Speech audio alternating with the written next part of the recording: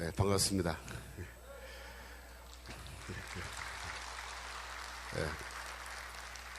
저는 이 다산에 살고 있어요. 그래서 의정부하고 이렇게 많이 멀지 않은데 의정부에 이렇게 좋은 교회가 있는 줄을 몰랐습니다. 오늘 이렇게 와서 보니까 화면으로 보는 것보다 훨씬 더 아름다운 교회고, 또 이 교회 목사님과 여러 성도님들이 너무나 부러운 생각이 많이 듭니다. 앞으로도 계속해서 우리와 함께 힘을 합쳐서 우리 복음으로 하나가 될 수 있기를 간절히 소원합니다. 저는 지금 장로회 신학대학교에서 바울신학 가르치는, 신약성경 가르치는 교수로 있는 김초롱입니다. 저는 이 장신대를 이제 MDB 과정을 1991년도에 졸업을 했습니다. 대학은 저는 서울대 사회학과 출신이고 81년도에 입학해서 소위 81학번, 그러니까 586 세대에 저도 속한 그런 사람입니다. 저는 학교 다닐 때 이런 좌파 사상에 깊이 빠져서 이렇게 공부를 했었고, 신학교 와서는 이제 좀 거리를 두고 있었습니다만은, 제가 완전히 이 좌파 사상에서 벗어난 거는 미국에 유학 가서예요. 저는 1991년도에 이제 신학교 졸업하고 미국으로 가서 이제 공부를 시작했는데, 제가 미국에서 총 공부한 시간은 16년입니다. 그래서 제가 그 사이에 석사학위 2개 하고 박사학위 하고, 또 제가 LA에서 담임 목회도 한 3년 반 하고, 또 플러신학교에서 공부했는데 학교에서 직원으로, 풀타임 직원으로도 제가 좀 일을 하고, 그래서 세월을 많이 보냈습니다. 제가 공부를 마치고 이제 2007년도에 장신대 교수로 부임하게 돼서 귀국했는데, 이 16년 만에 고국에 돌아왔는데 제가 어떤 느낌이 드냐면은 외국에 온 듯한 느낌이 드는 거예요. 왜냐하면 91년도에 떠날 때 한국하고 2007년도에 제가 돌아왔을 때 한국은 전혀 다른 나라인 것 같더라고요.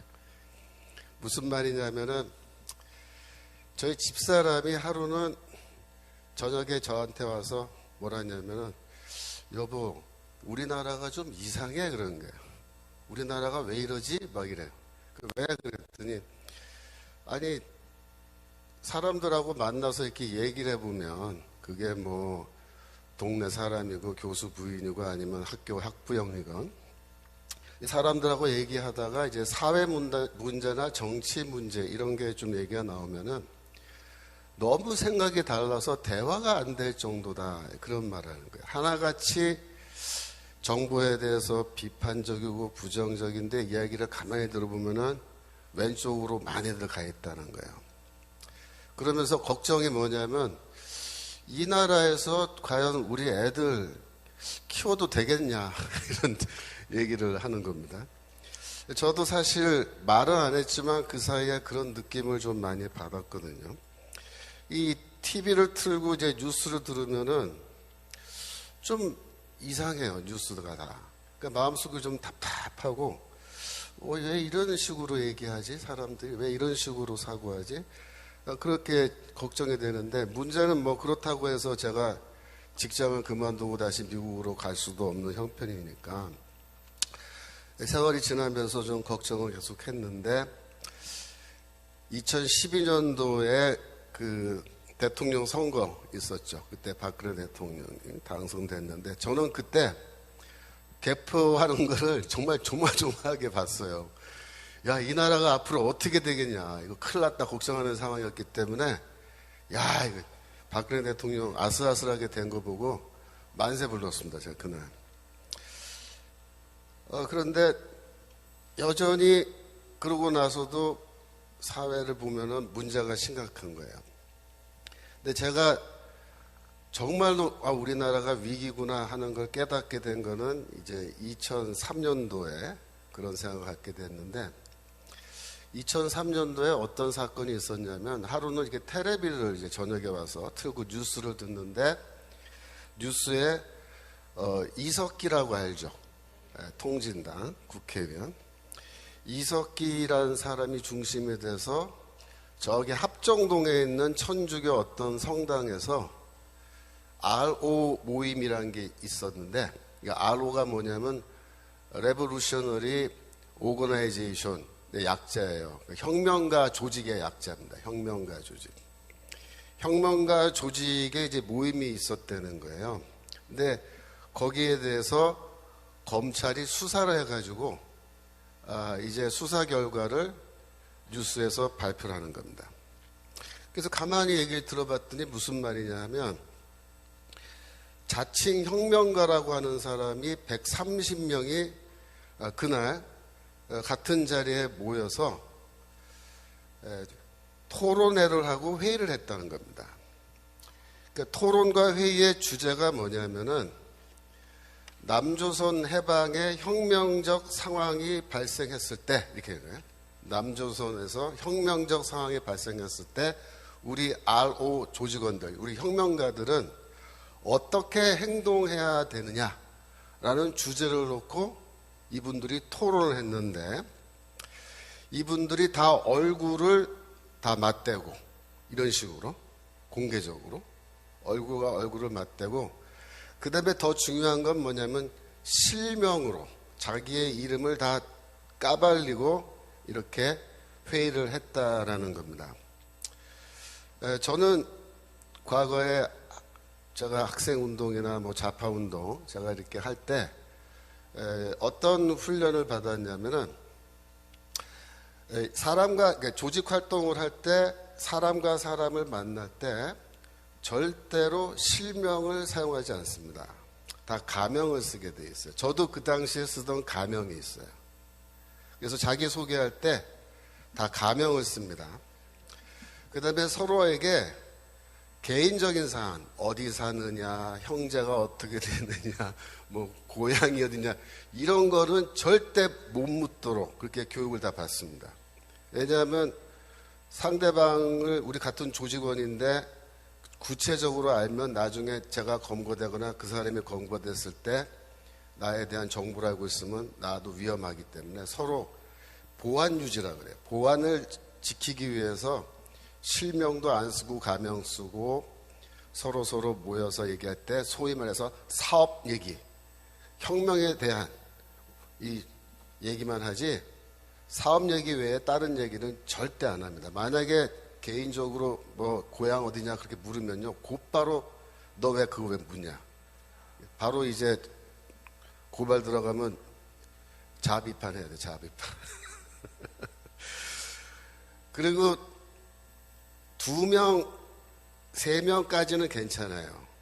내가 1대1로 만나거나 2대1로 만난 것까지는 괜찮은데 4명, 5명, 6명으로 모임이 커지면 위험하다고 얘기합니다. 그래서 절대로 여러 명이 모이지 않습니다. 철저하게 1대1, 그게 점조직이라는 거예요. 그래서 서로 만날 때도 위쪽에서 소개해서 만나지 아는 사람끼리 안 만나요. 그렇게 훈련을 받습니다. 심지어 도로를 걸어갈 때 버스가 이쪽에서 오잖아요. 그럼 내가 버스가 오는 쪽을 바라보고 걸어가도 안 된다라고 훈련을 받습니다. 왜냐하면 거기에 만약에 뭐 경찰이라든가 이런 사람이 타고 있는데 만약에 내 얼굴을 이렇게 알아가지고 내가 수배가 됐을 때 내 얼굴이 바로 보인다. 그러니까 길을 다닐 때는 항상 버스가 진행하는, 차가 진행하는 방향으로 그렇게 길을 걸어 다니도록 그렇게 훈련을 받은 거예요. 이런 식의 활동을 하는 게 누구냐? 이게 혁명가라고 하는 사람들이 다 이런 훈련을 받는 겁니다. 근데 제가 이제 그날 뉴스를 보는데 이 혁명가들이 130명이라는 인간들이 한 자리에 모였는데 실명으로 해요. 실명. 가명도 아니고. 이렇게 모이는 거는요, 이거는 소위 말해서 해당 행위라 그래요. 해당. 당을 위태롭게 하는 행위로 해서 곧바로 이거는 막 큰일 나는 사안인데요. 이석기와 그 혁명가 조직이라는 사람들은 그날 그렇게 모였다는 거죠. 제가 그걸 보고 충격을 받았습니다. 왜 충격을 받았냐면 이 혁명적 시기라는 거에 대해서 항상 그 시기 정세 판단이라는 걸 해요. 그래서 아예 정세 판단하는 팀이 있습니다. 그 사람들은 지금이 어떤 시기인지 전문적으로 연구하고 판단을 해요. 근데 쉽게 말하면은 이 혁명에 만조기와 간조기가 있다 이렇게 얘기합니다. 그러니까 밀물이 들어올 때와 밀물이 빠질 때, 그죠? 파도가 물이 빠질 때. 그러니까 간조기에는 어떻게 하냐면 다 우리가 지하로 들어가야 된다요. 철저하게 신부를 감추고 활동해야 된다. 그럼 혁명의 만조기, 물이 이렇게 차올랐어요. 그럼 어떻게 되느냐? 그때는 바깥으로 나와서 공개적으로 활동해도 괜찮다 이렇게 얘기합니다. 그러나 그 당시에는 80년대에는 우리가 다 간족이라고 생각했기 때문에 이렇게 공개적으로 이런 모임을 하거나 그런 거 절대 하면 안 되는 금기사항이었는데 몇 년도요? 2013년도입니다. 2013년도에는 이 혁명가 조직들이 어떻게 판단했냐면 지금은 만족이라고 판단합니다. 만족, 혁명의 만족. 이제 때가 무르익었다 이거예요. 드디어 이제 추수할 때가 왔다 이거예요. 그래서 이제는 실명을 다 내놓고 여기 명찰 다 붙이고 쉽게 말하면 얼굴과 얼굴. 그동안 점조직으로 얼굴도 못 보던 사람들 네가 거기 있었어? 네가 너였어? 그러면서 네? 이렇게 서로 인사도 할 수 있을 정도로 그렇게 130명이 모여서 그날 어떤 얘기를 했냐면 이 혁명적 상황이 발생했을 때, 즉 이제 북한이 우리나라를 쳐들어온다거나 여기서 무장 폭동이 일어난다거나 이렇게 할 때에 각각의 개인은 어떻게 활동을 어떤 일을 해야 될지를 그날 결정하고 구체적인 계획을 지시받는 겁니다. 그래서 그날 오고 갔던 이야기들 중에 보면은 압력밥솥을 사용해서 폭탄을 제조하는 방법에 대해서 얘기를 하고 사제 권총을 만들어서 권총 어떻게 만들어서 쓸 거니 그걸 서로 논의하고 그래서 혁명적 상황에서 우리 사회의 기관시설 중 어떠한 시설을 우리가 공격해서 그걸 파괴할 것인지 전신, 전화, 철도, 교통, 그죠? 그 다음에 에너지 창고, 기름 들어있는 거, 유리 보관소, 이런 거요. 발전소, 이걸 어떻게 공격할 것인지 임무 분담을 다 한 겁니다. 이석기가 그 자리에서 회의를 주관하면서 이제 때가 됐으니까 동지들 준비하시오. 이렇게 한 겁니다. 근데 그날 다행히 어떤 한 명의 사람이 거기 들어가서 모든 회의 내용을 녹음했습니다. 그래가지고 그걸 이제 검찰에 넘어가서 그게 증거 자료가 돼가지고 이 사람들이 예, 박수. 다 이제 수사를 받고 그래서 결국 어떻게 됐습니까? 2014년도에 이 통진당 자체가 해산되게 된 거죠. 근데 그때까지 2012년도에 국회의원 선거에서 통진당 국회의원들이 국회에 들어가고 국회의원 배지 달고 그 아로 조직 회의하고 그죠? 이렇게 하면서 이 사람들이 국가의 그 세금 그죠? 그걸로 세비 다 받으면서 뭐예요? 반역행위 한 겁니다. 반역행위. 제가 그걸 보면서 13년이면 딱 지금부터 10년 전이죠. 딱 10년 전 이야기인데 그날 저는 이렇게 응접실에 앉아서 TV 뉴스 보면서 제가 사과를 먹고 있었는데 먹다가 사과를 떨어뜨렸어요. 너무 놀래가지고. 야, 큰일 났다, 큰일 났다. 얘네들이 지금 정세 판단을 했는데 이제는 때가 무르익어서 이제 봉기를 해야 될 때가 됐다고 스스로 판단할 정도면 그게 심각한 거다. 근데 제가 이제 퀘스천이 뭐냐면 그 사람들의 정세 판단이 정확했느냐 아니면 부정확했느냐 그 질문입니다. 어땠을 것 같습니까? 저는 그 사람들의 정세 판단이 매우 정확했다고 봅니다. 그래서 저는 그 순간에 소름이 확 끼치면서 큰일 났다. 큰일 났다. 야, 이제 우리 잘못하면 죽겠구나. 제가 그때부터 위기의식을 가지고 제가 그때부터 조금씩 이제 사회 문제를 더 깊이 있게 보고 그러다 보니까 제가 오늘날 이렇게 마이크 들고 이 자리에 서게 된 거예요.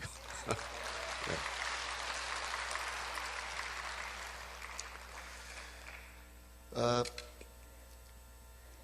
그 당시에 안철수 의원이 뭐 이런 말 했어요. 뭐 지금은 조금 정신 차린 모양인데 그때 했던 유명한 말 있죠. 요즘 간첩이 어딨냐 그래서 간첩 없다. 저는 그 말이 부분적으로 맞다 이렇게 생각합니다. 왜? 오늘날 난파 간첩이 어디 있냐 라는 뜻으로 해석하면 그 말이 맞아요. 요새는 뭐 그때 이후로 난파 간첩 굳이 보내지 않아도 그죠? 남쪽에서 자생적으로 생겨난 이 공산주의자들이 스스로 알아서 북파 간첩들보다 더 열심히 일들을 하고 있기 때문에 뭐 남조선에 간첩 보낼 필요가 있냐. 북조선의 그 북쪽의 공화국에 충성하는 사람들이 이렇게 국회의원 배지까지 달고 있는데 뭐 하려고 우리가 애써서 간첩을 보내야 되느냐라는 말로 해석하면 그 말이 정확한 거예요. 이런 모든 문제가 어떻게 해서 생겨났느냐 제가 조금 설명을 드리면 제가 81년도에 입학할 때만 해도 학생운동이 이렇게 뭐 주체사상 이런 거에 휩쓸려서 그렇게 나가지 않았어요. 제가 사실 학생운동 뭐 그런 거 하다가 학교에서 어느 날 정학을 시킨 거예요. 그러니까 그때는 뭐냐면은 강제로 군대 보내기 위해서 휴학을 시켜요, 휴학. 근데 실제로 그 정학이죠. 그러니까 본인의 의사를 물어보지 않고 어느 날 갑자기 학교에서 강제로 휴학을 시켜버리면요. 일주일 만에 영장이 나옵니다. 신체검사 받으러 오라고 통지를 갔는데요. 가니까 너는 신체검사 받을 필요가 없다고 저쪽에 서 있으라 그러더라고요. 그리고 나중에 그냥 가라야. 통과됐다고, 신체검사. 그래서 그걸 지도휴학이라고 해요, 지도휴학. 그때는 이제 좌익 활동하는 학생들 강제로 전방부대를 보냈어요. 저는 그래서 그때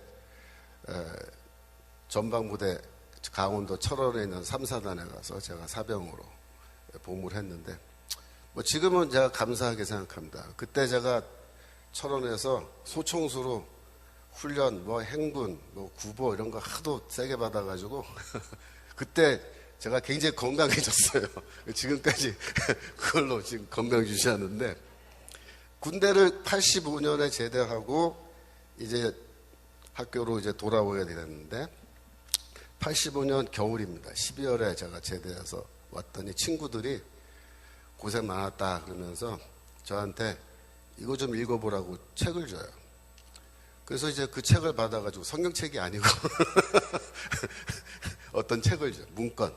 그걸 받아서 이제 집에서 밤을 새면서 읽어봤습니다. 읽어봤더니 내용이 뭐냐 하면은 미국은 우리의 적이다 그 얘기예요. 그래서 그 문건을 뭐라 그러냐면 반제국주의 문건이라 그래요. 영어로 AI 문건이라 그래요. AI가 뭐예요? 요즘은 인공지능이잖아요. 인공지능 AI가. 그 시대 86년도의 AI는 뭐냐면 엔타이 임페리얼리즘의 약자입니다. 반제국주의 문건. 그래서 이렇게 읽어보니까 다 사용하는 단어라든가 이런 표현이 남한에서 우리나라에서 쓰는 표현들이 아닌 게 많아요. 저는 처음에 이걸 누가 썼나, 이게 어디서 왔나, 아마도 조청년 쪽에서 들어온 게 아닌가 뭐 이런 생각했는데 지금 생각해보면 그게 북한에서 온 건 맞습니다. 북한에서 온 거예요. 그래서 반제국주의 문서라고 왔는데 나중에 보니까 뭐야? 그 주체 사상과 관련된 북한의 문서인 거죠. 근데 그때 85년 겨울 86년 2월 달까지 방학이 있는데 그때 당시에 서울대 운동권의 대부분의 조직에서 이 반제국주의 문서를 다 공부했습니다. 그래서 그때부터 우리의 적은 미국이고 우리의 투쟁은 반제국주의 투쟁이다. 그렇게 이제 노선이 딱 잡힌 거예요. 그게 누구의 입장입니까? 그게 바로 북한의 입장이란 말이에요. 그게. 그래서 86년 새학기가 딱 시작했는데 그때부터 이제 노골적으로 주체 사상이란 말이 막 튀어나오기 시작했어요.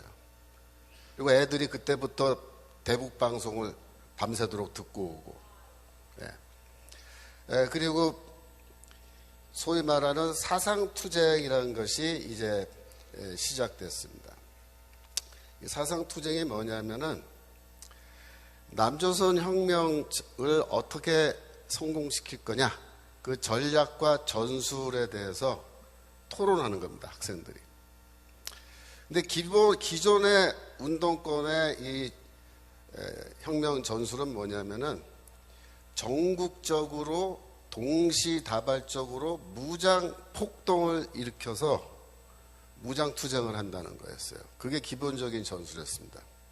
85년도까지. 근데 86년도가 딱 되니까 주사파들이 등장한 겁니다.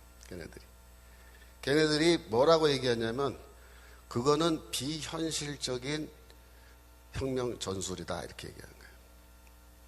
왜 비현실적이냐 그랬더니 광주 사태를 봐라요. 광주 사태를.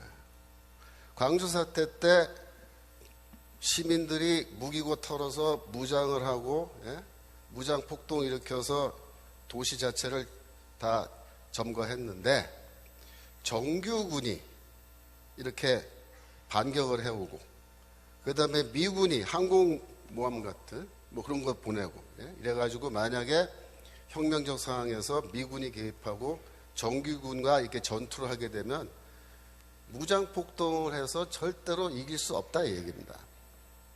그래서 그건 비현실적인 혁명 전술이다, 이렇게 비판을 하는 겁니다. 그래서 우리가 물었죠. 그러면 너희가 생각하는 현실적인 혁명 전술은 뭐냐?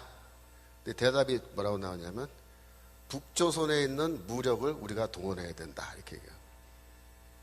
북조선에 있는 무력을 동원해야 된다. 왜 북조선에 저렇게 좋은 무력이 있는데 그거를 우리가 활용하지 않고 남한의 이 비무장 세력들이 뭐 어떻게 무기고 털어가지고 그 소총이나 하나씩 들고 말이야. 그래갖고 혁명 못 이긴다는 거예요. 북한에 있는 압도적 무력을 우리가 활용해야 된다. 그렇게 하기 위해서는 북조선 노동당과 긴밀히 협력하면서 우리가 혁명 사업을 진행해야 된다, 이렇게 이야기하는데, 제가 이 이야기를 2017년도에 저기 외신 기자회견을 하면서 이 얘기를 한번 했어요. 광화문에서. 그때 집회하면서.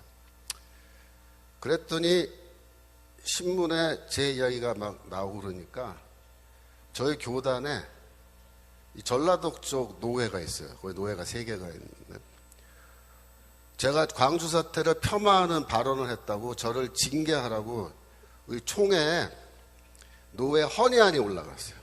우리 학교로 막 전화가 오고 총장한테로 당장에 김초롱 교수 내쫓아라 그러면서. 좌파들이 그런 짓들 해요.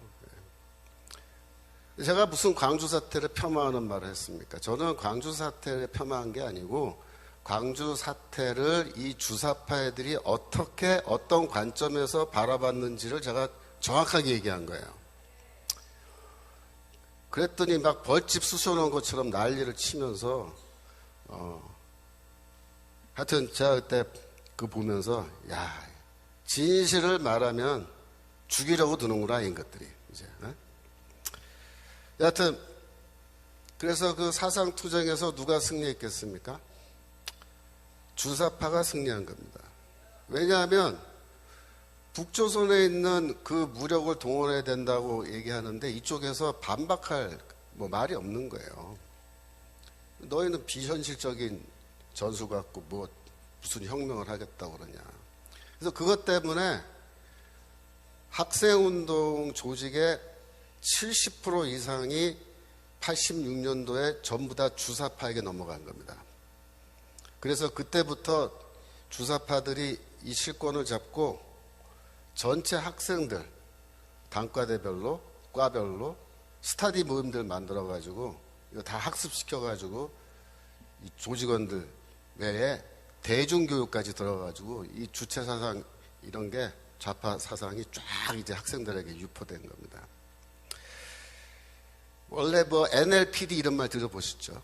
PD 계열이 원래 다수파였는데 그때 소수파로 전락한 거예요. 그때 PD랑 엄청 싸웠어요. 이 주사파들. 근데 이 논쟁에서 지면서 어떻게 되냐면 이쪽 PD 조직이 다 괴멸됐습니다.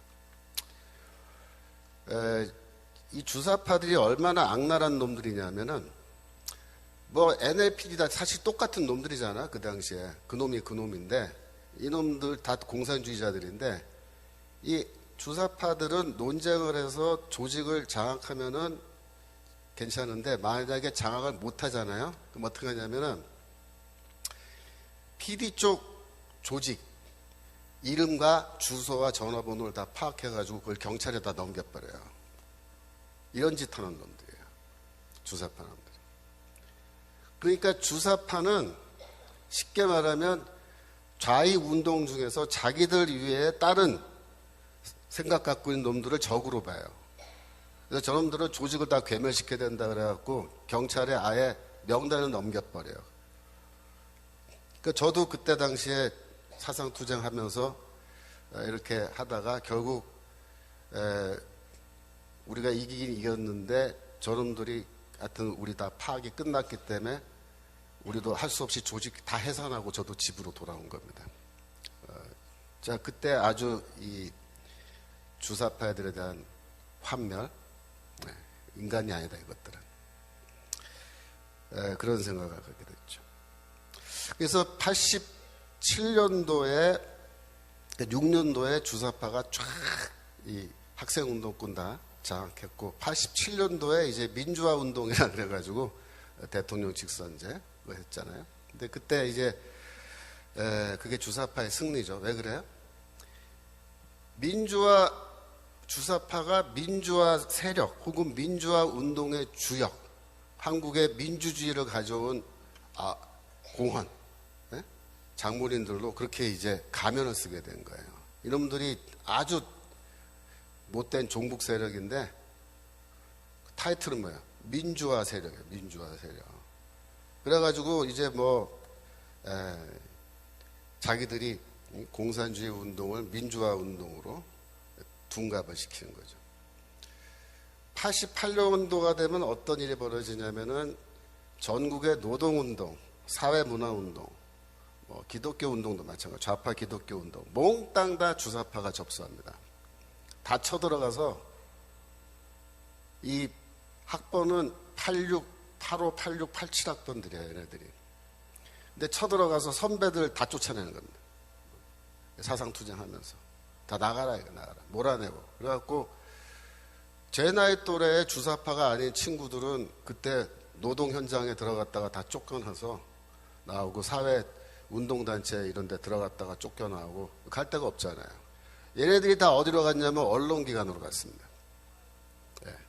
신문사, 방송국으로 다 가가지고 지금 그렇게 된 거예요.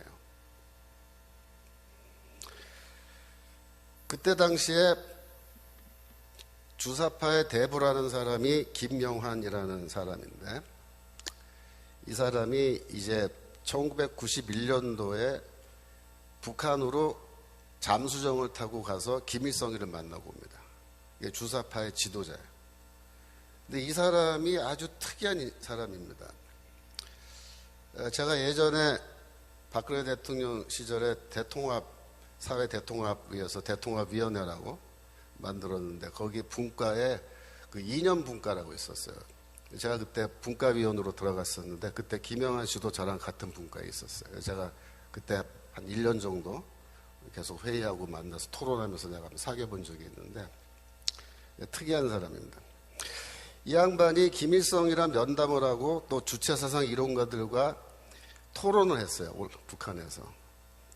그랬더니 뭐라 하냐면 놀랍게도 이 사람들이 주체사상을 잘 제대로 모르더라. 그걸 잘 알았다는 거예요. 북한 가서 이제 사회를 봤는데 자기들이 꿈꾸던 그런 세상이 아니었다. 그런 사회가 아니었다. 그래서 너무나 실망했다. 이렇게 이제 나중에 얘기를 했습니다. 그리고 돌아와서 6년이 흐른 뒤에 1997년도에 김영환이가 주사파 지하 조직인데요. 민혁당이라 그래요. 민혁당. 조직을 해산하기로 결정을 하고 지도자들을 다 불러 모았어요. 그래서 내가 북한도 다녀오고 다 알아봤는데 우리가 이거 속은 것 같다. 그래서 나는 이제부터 북한 해방운동 해야겠다. 뭐 그러면서 민혁당 조직 해산하자. 이렇게 하고 상당 부분의 조직은 해산했습니다. 그런데 그때 끝까지 해산 안 한 조직이 경기 동부연합이라고 말하는 그 사람들인데 이 사람들이야말로 진정한 주사파입니다. 우리는 끝까지 북한에게 충성해야겠다 이런 사람들인데 이 경기 동부연합이 결국 누가 수장이냐면 이석기가 바로 수장인 거죠. 이 사람들이 성남시를 거점으로 해서 조직을 갖고 있는데 서울 외국어대학 용인 캠퍼스 출신들이 주로 되어 있고요. 근데 이 사람들이 왜 중요하냐면은 2010년도에 이재명이가 성남시장 선거에 출마합니다. 그 전에 이재명이는 민변 있죠. 민주화를 위한 변호사 모임. 민변에서도 활동하고 성남시에서 변호사로서 있으면서 뭐 여러 가지 활동하다가 민주당에 들어가서 뭐 국회의원 출마도 해보는데 실패해요.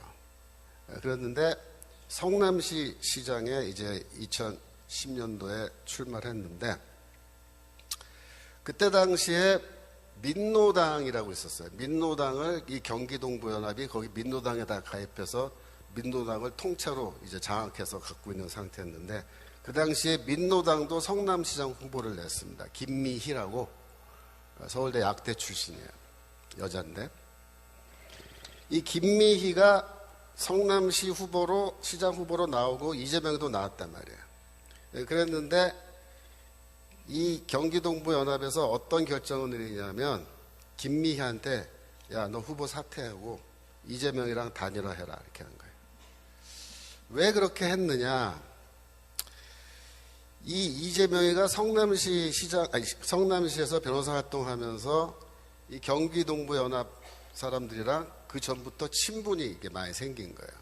특별히 그쪽 사람들이 법원에 재판받게 되면은 가서 자기가 변론도 해주고 또 성남시에 여러 가지 그 위원회 모임 이런 게 있는데 거기서 같이 참여하고 이래가지고 관계가 가까워진 거예요. 그래서 경기동부연합 쪽에서 김미희한테 야, 너 후보 사퇴하고 이재명 지지하자 우리가. 그래서 이재명이를 성남시장 만들자 그렇게 된 거예요. 그래서 그 전번에는 떨어졌는데 이번에 당선한 거예요. 2010년입니다.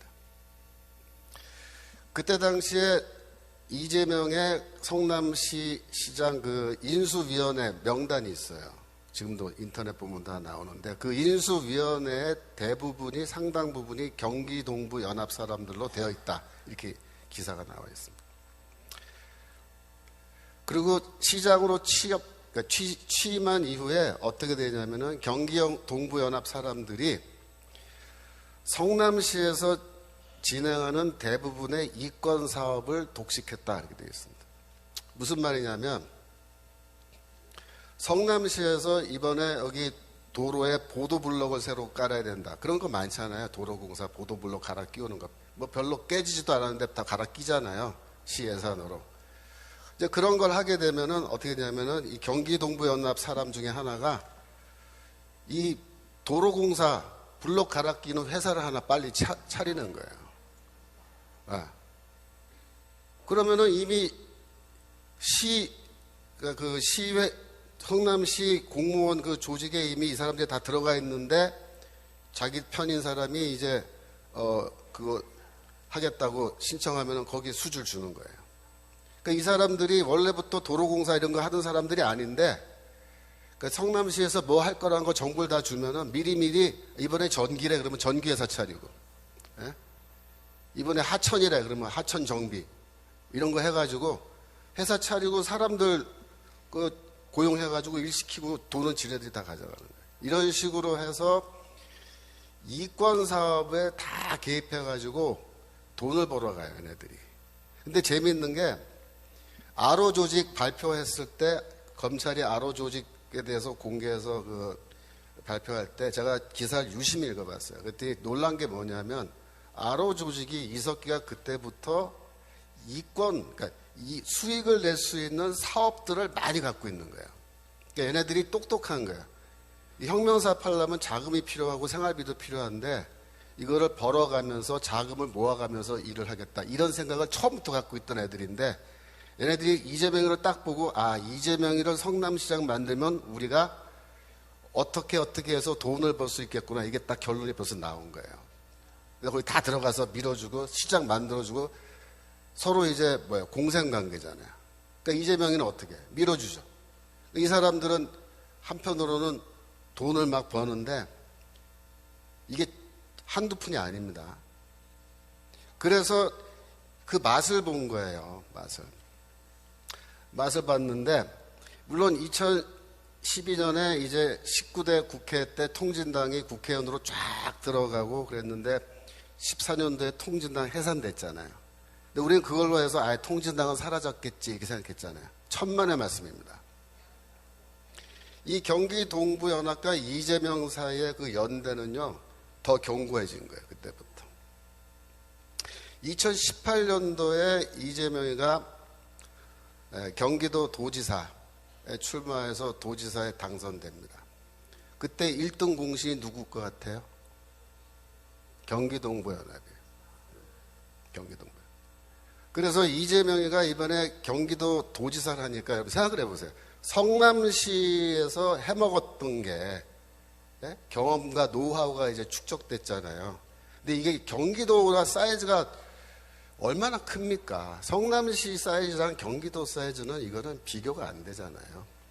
그러니까 얘네들이 이번에는 경기도에서 해먹기 시작한 거예요. 많이 해먹었을 겁니다. 조사해보면 다 나오겠지만 제가 보기에 어마어마하게 해먹었는데 왜냐하면 그 중에 딱 하나만 예를 들게요. 대장동 하나만 얘기해 보자고요. 대장동 사건이란 거는요, 굉장히 복잡하게 되어 있는 것 같지만, 본질은 간단해요. 그 대장동 택지 개발하고 아파트 짓고 그걸 개발해서 생기는 어마어마한 수익을 누가 먹었느냐, 그게 이제 대장동 사건의 핵심이에요.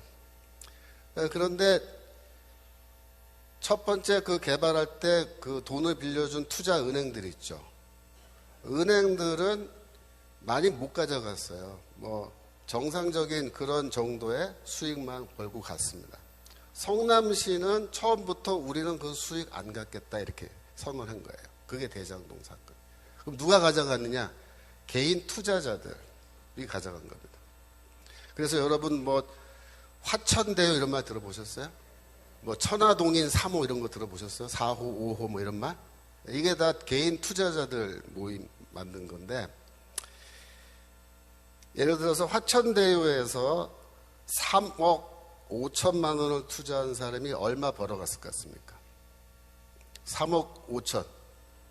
예를 들어서 4억이라고 치고 4억 몇십억이요? 그러니까 여러분들이 순진하신 거예요. 그 단위가 틀려요. 400억이요? 그러니까 순진하신 거예요. 얼마 해먹었냐면 8천억 가져갔습니다. 여러분 4억 넣어서 8천억 가져가면요, 이거 어마어마한 거 아닙니까? 네. 천화동인 3호, 이 사람은 돈이 좀 없었나 봐요. 872만 원 투자했습니다. 1,000만 원이 안 되잖아요. 얼마 벌어갔을 것 같아요? 1,000만 원 넣고. 예? 2천억이요? 2천억은 너무 심했다. 101억 벌어갔습니다. 101억. 1,000만 원 넣어서 1억을 벌어가도 10배잖아요. 예? 10억 벌어가면 100배고. 근데 100억 벌어갔으니까 1000배. 투자해서 수익률 1000배. 여러분 이해되세요? 이게 대장동이에요. 자, 무슨 말이냐면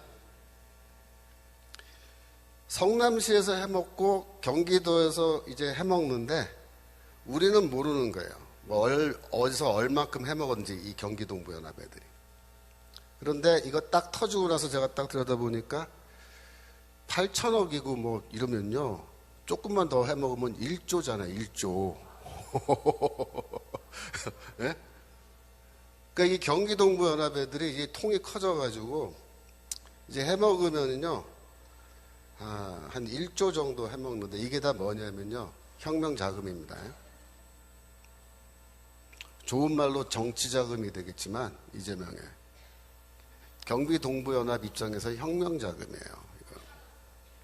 그래서 이 돈을 지금 누가 갖고 있는지 이제 파악이 안 되는 거예요. 검찰이 지금 수사를 하고 있는지 안 하는지 모르겠는데 이게 지금 누가 이 돈을 다 갖고 있고 어디에서 지금 어떤 용도로 지금 썼고 얼마가 남아있는지 파악이 돼야 되는데 이게 지금 오리무중이죠. 이 대장동 사건 터지면서 어떤 사람들 이름이 튀어나왔냐면은 뭐 권순일 대법관 뭐 아세요? 권순일 대법관, 박영수 전 특별검사, 박근혜 대통령 수사에서 감옥에 집어넣은 놈이죠. 김순환 전 검찰총장, 강찬우 전 수험지검장 이런 사람들의 이름이 막 튀어나오죠. 그죠? 뭐 국회의원들 이름도 막 튀어나오고 다 뭐냐면 돈 받은 사람들이야. 근데 이 사람들한테 이제 돈을 줬는데 법조계에도 주고 정치계에도 주고 이제 돈을 막 뿌린 거예요. 그러니까 생각해 보세요. 8천억 1조 가량 돈이 있으면요. 돈 뿌리는 거 이거는 뭐 저기 그렇게 어렵지 않잖아요. 이게 보험금이라 하잖아요. 보험금. 그래갖고 법조계 판사 검사들한테 쫙 돈을 뿌려놓은 거예요. 이미.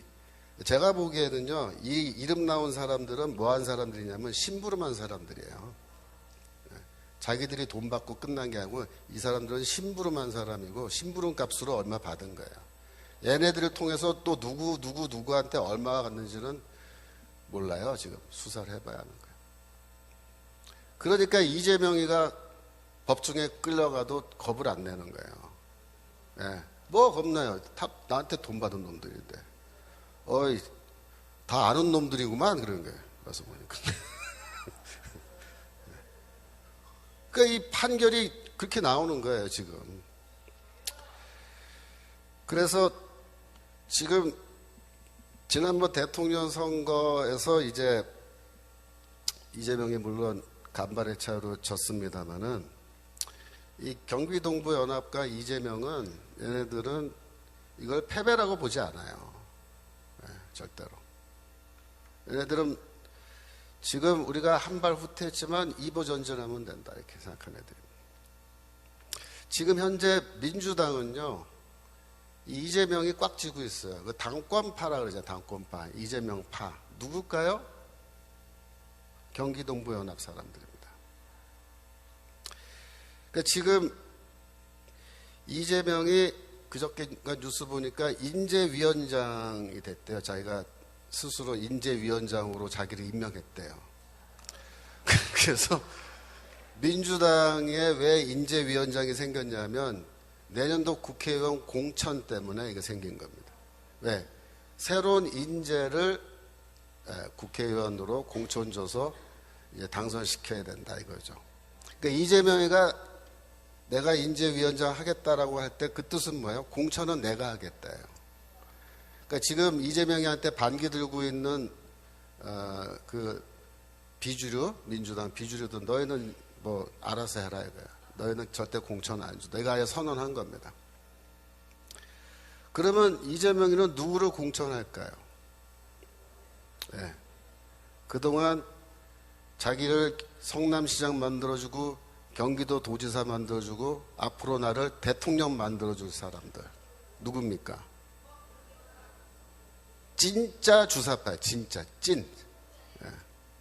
진짜 주사파인 이 경기동부연합 계열의 사람들을 분명히 공천할 겁니다. 근데 문제는 뭐냐면 이 사람들이 예전부터 이 지하 조직으로 이렇게 다 엮여 있는 사람들이기 때문에 이제 공천을 누구 주는데 누가 누군지 잘 몰라요, 우리가. 그래서 우리가 잘 모르는 어떤 사람이 이제 어느 지역에 공천받아서 나왔다 이거예요. 그러면은 그거를 생각할 때 어떻게 생각합니까? 아, 뭐 좋은 사람이겠지. 그렇게 생각하면은 안 된다. 결국 그동안 얽혀있던 자기를 지금까지 지원해준 이 사람들을 이제 금배지 따라주는 거예요. 그러면 주사파 중에서 지금까지 전향하지 않고 우리는 끝까지 북한에 충성을 다 해야겠다라고 끝까지 조직을 유지해온 이 사람들이 결국은 뭡니까? 민주당을 장악하는 겁니다. 그게 뭐냐면 내년도 총선이에요. 내년도 총선 때 민주당은 완전히 물갈이 될 겁니다. 지금은 뭐 이렇게 섞여 있지만 그때는 컬러가 단일하게 될 거예요. 겉으로 보기에는 이재명 파가 이제 당권파로 다 통일됐다라고 그렇게 말하지만 그 속내는 뭐예요? 진짜 주사파입니다, 얘네들이. 이건 뭐냐? 이석기의 부활입니다. 이석기의 부활. 이석기가 2014년도에 통진당 해산되고 감옥 갔잖아요. 몇 년 전에 석방됐죠. 나와서 지금 조용하죠. 아무것도 안 하고 놀고 있을까요? 아닙니다. 다 작전 계획 짜고 다 명령하고 이거 다 지금 조직이 활발하게 움직이고 있는데 얘네들이 어마어마한 돈까지 이제 정치 자금까지 다 확보했기 때문에 얘네들이 할 수 없는 일이 없어요. 네, 그게 지금 제일 심각한 문제입니다. 그래서 대통령 선거가 27년도에 예정되어 있는데 내년도에 민주당이 200석을 장악하고 이러면은 이제 윤석열 정부는 완전히 식물 정권 돼버린 거죠. 그러고 나서 이제 27년도에 가서 대통령 선거할 때 후보를 낼 텐데 뭐 이재명은 어차피 지금 이석기 아바타입니다. 그러니까 이재명이를 뭐 이렇게 해서 뭐 감옥에 집어 넣어도 사실은요 큰 변화는 없어요.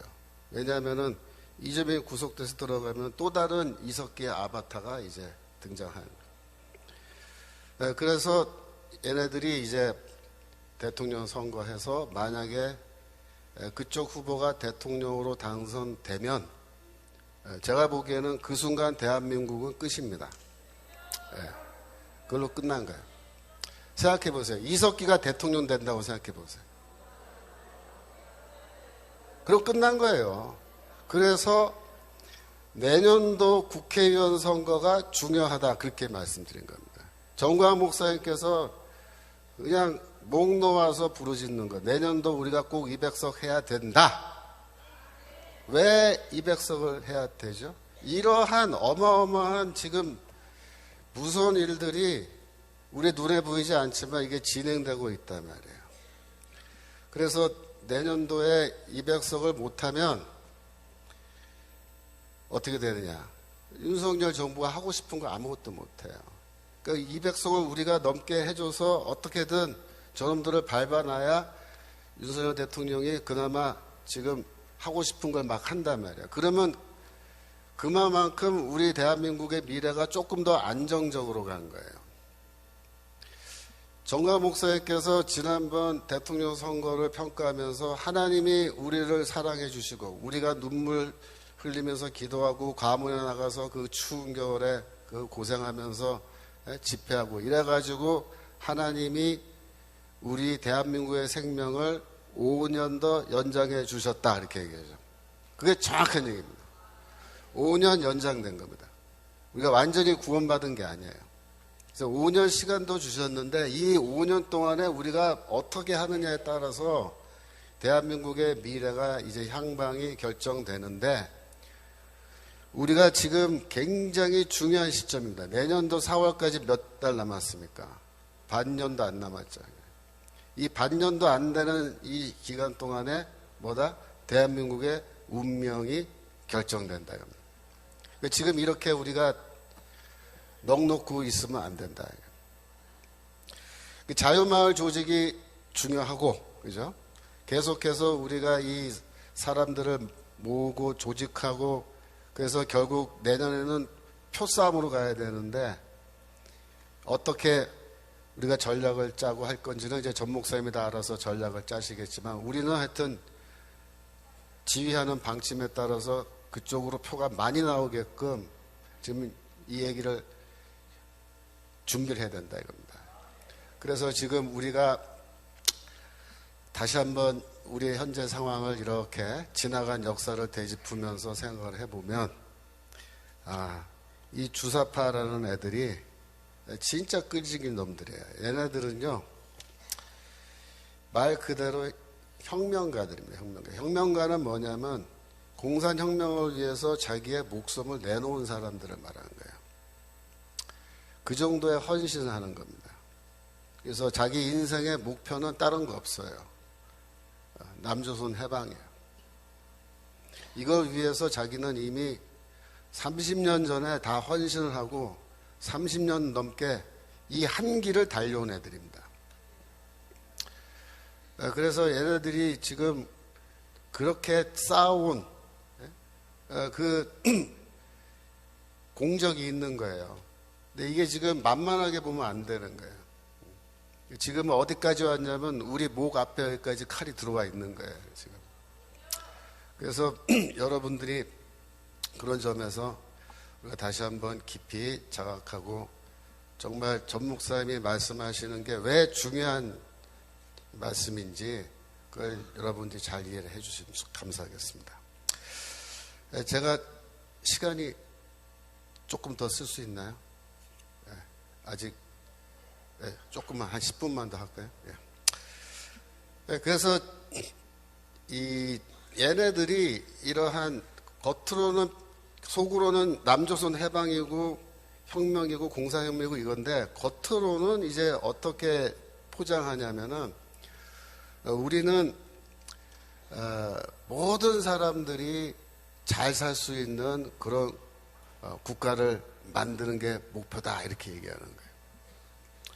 쉽게 말하면 이런 거예요. 여러분 사실 지금 제가 개인적으로 걱정하는 건 뭐냐면 전 세계적으로 경제 위기잖아요. 지금 우리나라도 아직 뭐 뻥 터지진 않았지만 지금 경제적으로 굉장히 위기 상황으로 가고 있고 24년이 제일 위험한 한 해가 될 거다 이렇게도 추측을 하고 만약에 경제 위기가 터지면요 어떤 일이 벌어지냐면 경제적으로 어려운 상황에서는 좌파들이 훨씬 선거에서 유리합니다. 그게 문제예요. 내년도 국회의원 선거 때까지 안 터지면 다행인데 터지면 우리가 정말 불리한 상황 돼버리는 거고 그 다음에 2004년도 후반에 터지는 경우에 27년 대통령 선거 때까지 시간이 있는데 그때까지 경제가 회복을 해서 우리한테 유리한 상황이 되면 좋은데 그렇지 않고 계속 불리한 상황에서 선거하면 더 어려운 거죠. 이러한 맥락에서 제일 잘 먹히는 주장이 뭐냐면 국가가 이 팍팍한 경제적 상황 속에서 모든 민생 문제를 우리가 다 해결해 주겠다라는 거예요. 그러니까 이 젊은 사람들일수록 지금 더 힘드니까 취직도 안 되고 그런 말에 홀딱 넘어가요. 문재인이가 2017년도에 대통령 되자마자 7월 달에 발표한 5대 국정 목표가 있는데요. 그 중에 세 번째 목표가 뭐냐면 내 삶을 책임지는 국가입니다. 내 삶을 책임지는 국가. 말이 좋아서 내 삶을 책임지는 국가지 여러분 나의 삶을 국가가 다 책임져주는 시스템 그 제도가 뭐예요? 사회주의잖아요. 사회주의, 공산주의. 공산주의 하겠다는 얘기를 이렇게 멋지게 내 삶을 책임져주는 국가 이렇게 하는 거예요. 그러니까 이 내용을 모르는 사람들은 이 말만 듣고 혹하는 거예요. 너무 매력적이잖아요. 살기도 힘들어 죽겠는데 취직도 안 되고 돈도 없고 그러는데 국가가 내 삶을 다 책임져 주겠다. 내가 너 먹을 거 입을 거 이 집 그죠? 다 책임져 주고 너 저기 취직도 국가에서 시켜주고 그죠? 사회주의 국가는요 원래 완전 고용입니다. 100%. 얼마나 좋아요. 이 성경 말씀에 마태복음 6장 34절에 너희는 내일 일을 염려하지 말라라고 이제 주께서 말씀하셨는데 이게 아이러니인 거예요. 이 국가가 모든 걸 다 책임져 줄 테니까 너희는 염려하지 말고 편안하게 살아라. 내 말만 잘 들으면서 그렇게 얘기하는 건데 이러한 핑크빛 미래를 이렇게 청사진으로 보여주면요. 다 거기에 속아 넘어가는 거예요. 여러분 이때 국가가 내 삶을 책임져 주겠다 할 때 국가는요. 이게 메시아예요. 메시아. 예? 여러분 메시아는 누구예요? 예수 그리스도가 메시아입니다. 예수 그리스도가 우리의 구원자이신데 이 자식들은 국가가 너희를 구원해 줄 메시아다 이렇게 얘기해요. 그래서 이 사회주의 국가는요. 국가가 메시아니까 국가의 최고 지도자가 뭐가 되냐면 우상이 되는 거예요. 우상. 왜? 이분이 우리를 다 먹여주고 살게 해주니까. 최고 지도자가 나에게 밥도 주니까. 나 밥 주니까 누구야? 어버이 수령이에요. 어버이 수령. 예? 그래서 국가가 모든 걸 책임져주고 이렇게 할 테니까 우리 뽑아라 이거야. 우리한테 표 달라 이거야. 그런데 여러분 국가가요 모든 국민의 삶을 다 책임져주고 이렇게 하려면요 어떻게 해야 되냐면 세금 걷어서는 먹여 살리지 못해요. 세금으로. 생각해 보세요. 전 국민을 먹여 살려야 되는데 세금 갖고 되겠습니까? 그러니까 이걸 하려면 어떻게 되냐면 국가의 모든 생산시설을 국유화해야 되는 거예요. 그 공산사회는 다 국유화하잖아요. 그래서 공산주의 국가에는요 세금이 없어요. 공산국가에는 세금 없습니다, 여러분. 이거 민주주의 국가에 세금 내는 거예요. 그리고 모든 걸 다 국유화하고 토지도 국유화하고 그죠? 근데 말은 좋아요. 공동소유래. 또 공동소유. 공동소유는 무슨 공동소유예요. 네? 여기 해놓고 지네들이 또 다 헤쳐먹을 거면서. 그래서 국가가 만능의 권력과 권한을 가져야 또 먹여 살릴 수 있다. 이래가지고 입법부, 사법부는 필요 없어요. 행정부가 더 우위에 있는 강력한 권력을 가져야 돼요. 무제한의 권력이죠. 그 다음에 일반 시민들은 자유를 포기해야 됩니다. 자유. 왜? 국가가 다 먹여주고 살려주는 대신에 내 말 들어야 돼요. 내 말. 국가에 반항하고 이렇게 하면 어떻게 돼요? 너는 필요 없다. 수용소 보내버린다. 이렇게 되는 거예요. 그래서 전체주의 이 정부로 나가는데 성경 말씀 하나만 볼 수 있을까요? 예, 누가복음 16장 13절. 원래 제가 성경 전문가인데 오늘은 이제 성경 한 구절밖에. 누가복음 16장 13절. 예. 지파인이 두 주일을 섬길 수 없나니 혹 이를 미워하고 저를 사랑하고 혹 이를 중히 여기고 저를 경히 여길 것입니다. 너희가 하나님과 재물을 겸하여 섬길 수 없느니라. 아멘. 너희가 하나님과 재물을 겸하여 섬길 수 없다. 이 이야기에서 재물을 헬라어로 읽으면 맘모나스라는 단어예요. 그 말에서 맘모니즘이라는 단어가 생긴 겁니다. 맘모니즘 뭐예요? 재물을 섬기는 우상숭배를 맘모니즘이라는 거예요. 제가 대학생 때 또 그 이후에 교회에서 어떻게 배웠냐면 이 맘모니즘이 뭐냐 구체적으로 우리 시대에 맘모니즘은 자본주의다 이렇게 가르쳤습니다. 그렇게 배웠습니다. 그래서 자본주의 시스템과 하나님을 섬기는 제대로 섬기는 것 이거는 양립 불가능하다. 그 무슨 말이에요? 자본주의 때려 부셔야 된다. 하나님을 제대로 섬기려면 이렇게 배웠어요. 지금도 이렇게 가르치는 사람들이 수두룩합니다. 제가 들은 얘기가 아니라 저한테 이제 이메일이 온 거예요. 이메일이 와서 보니까 몇 년 전 얘기입니다. 제가 만나본 적도 없던 청년인데 그 청년이 질문한 거예요. 내가 다니는 교회 목사님이 청년부 목사님이 이 대기업 대기업은 재벌인데 이 재벌은 노동자들을 착취한단 말이에요. 그래서 재벌 기업에서 사원으로 일하면은 재벌들의 착취에 협조하는 거니까 그 죄다 이렇게 가르친 거예요. 그게 듣고 이 사람이 저한테 이메일을 해서 물어보는 거예요. 우리 목사님이 이렇게 가르치시는데 제가 중소기업으로 옮겨가면 괜찮을까요? 이렇게 묻는 거예요. 그래서 제가 뭐라 그래요? 야, 중소기업은 착취 안 하냐? 그러면 그 다음 질문이 그럼 자영업을 하면 제가 괜찮을까요? 죄를 안 짓고? 예? 자영업하면 너 그 알바생 네가 착취하는 거지 그러면. 그렇게 따지면 이 세상에 할 수 있는 일이 아무것도 없어요. 제가 이 이야기를 수업 시간에 했어요. 제가 이제 우리 목회전문대학원이라고 목사님들 수업인데 제가 이 얘기를 했더니 어떤 목사님이 뭐라 하냐면 교수님 그거보다 더 황당한 일이 있었습니다. 무슨 일이야? 자기가 아는 어떤 교회인데 그 교회에서는 전도사님이 애들한테 뭐라고 설교했냐면 이 자본주의를 철폐하고 사회주의 해야 된다고 설교사 얘기했대요. 그래서 그것 때문에 교회가 난리가 나서 당회에서 이 전도사를 불러서 목사님이랑 너 왜 그렇게 가르쳤냐라고 따졌다는 거예요. 혼내주려고. 그랬더니 이 전도사가 뭐라고 대답한 줄 알아요? 나 학교에서 배운 대로 가르쳤다 이렇게. 어쩌라고 이렇게. 그래서 처벌을 못했다는 거예요. 학교에서 그렇게 배웠으니까 그 문제 있으면 학교 가다 얘기해라. 왜 나한테 그러냐. 난 배운 대로 가르친 건데. 이렇게 지금 되고 있는 현실입니다.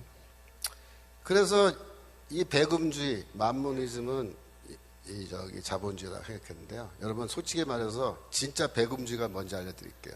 진짜 배금주의는 사회주의예요. 왜 사회주의냐면 사회주의는 뭐 하자는 거예요? 국가가 나한테 돈 주겠다는 거예요. 그죠? 내 생활비 주고, 그죠? 내 먹을 거 입을 거 다 돈으로 주고, 집도 사실은 돈이잖아요. 그래서 내 주머니에 꼬박꼬박 한 달에 얼마씩, 1년에 얼마씩 돈 준다는 거예요. 내가 일을 열심히 안 해도 돈 주는 거잖아요. 얼마나 좋아요. 그죠? 근데 자본주의는 뭐예요? 자본주의는요, 국가가 돈 줘요? 없어요. 뭐라 하냐면 국가를 이렇게 얘기하는 거예요. 국가는 너희의 삶을 책임질 의무가 우리한테 없다. 그게 자본주의야. 네 삶은 네가 알아서 살아야 된다. 취직? 네가 알아서 취직하고 너 밥 벌어먹는 거 네가 알아서 하고 네 집 네가 살아야지 왜 국가가 너한테 집을 사줘야 돼? 공짜로 제공해야 돼? 이게 자본주의입니다. 이거 한마디 덧붙여요. 그런데 너 세금은 다 내야 돼. 세금은 꼬박꼬박 다 내야 돼. 이게 자본주의예요. 어느 게 배금주의입니까? 젊은 사람들이 왜 좌익 이념에 좌파 이념에 계속 이렇게 빨려 들어간지 아세요? 이것 때문이에요. 그것 까놓고 말하면 돈 사랑하는 겁니다. 돈. 돈 주겠다니까 글로 가는 거 아니에요. 그죠? 그래서 지금 우리는 어떤 결단을 해야 되냐면 우리가 국가를 나의 메시아로 받아들이고 국가의 노예가 돼서 전체주의 사회에서 내가 살아갈 것인지 아니면 자유인이 돼서 바울이 말하는 자유인이 돼서 내가 스스로 나의 삶을 헤쳐나갈 것인지. 물론 어렵죠. 그러나 하나님이 나와 함께 하신다. 하나님이 나를 도우시고 하나님이 내 삶 가운데에서 나를 도우시기 때문에 내가 충분히 내가 살아갈 수 있다 라는 그런 의식 가지고